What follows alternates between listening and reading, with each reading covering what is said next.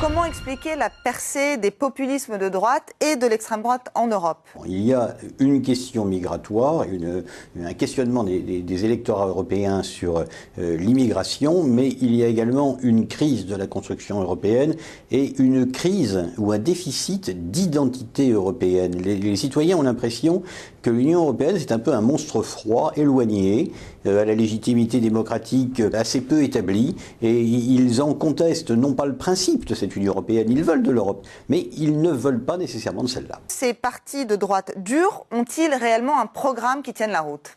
Ce que l'on sait, c'est qu'en Autriche, le FPE a déjà participé à une coalition de gouvernement à partir du début de l'année 2000 et qu'il n'a pas rempli les objectifs qu'il s'était assignés. Il n'a pas fait la politique qu'il avait proposée aux électeurs et c'est d'ailleurs ce qui lui a valu d'être sanctionné à l'élection législative suivante.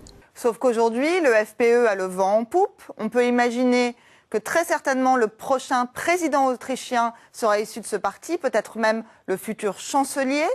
Donc finalement, les Autrichiens se sont rangés du côté de ce parti d'extrême droite. Les Autrichiens sont dans une situation assez particulière parce que, comme en Allemagne, l'Autriche est gouvernée par une grande coalition des sociodémocrates et des chrétiens-démocrates, de la gauche et de la droite.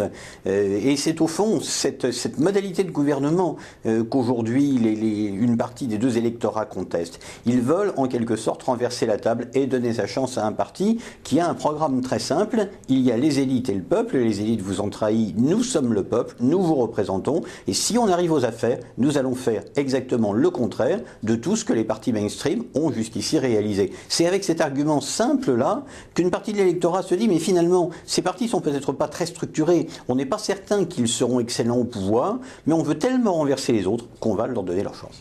Est-ce que les partis traditionnels républicains européens se remettent en cause ou ont-ils plutôt tendance à s'aligner sur la rhétorique des populismes? On a effectivement une tentation dans une partie de la droite démocratique de courir après le vote de l'extrême droite.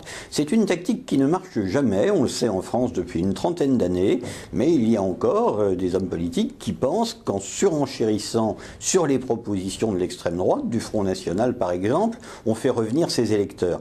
Bon, c'est effectivement un pari qui, pour l'instant, n'a pas marché. Il y a au contraire, me semble-t-il, une nécessité pour la droite libérale et conservatrice de revenir sur ses fondamentaux, de renouer avec cette idéologie qui est très ancienne, celle du libéralisme tout simplement, celle du conservatisme social, et puis d'expliquer aux électeurs que les partis purement protestataires qui n'ont pas d'expérience de gouvernement sont des partis qui nous amènent dans le mur, parce qu'on peut effectivement contester les modalités de la construction européenne, pour autant en sortir.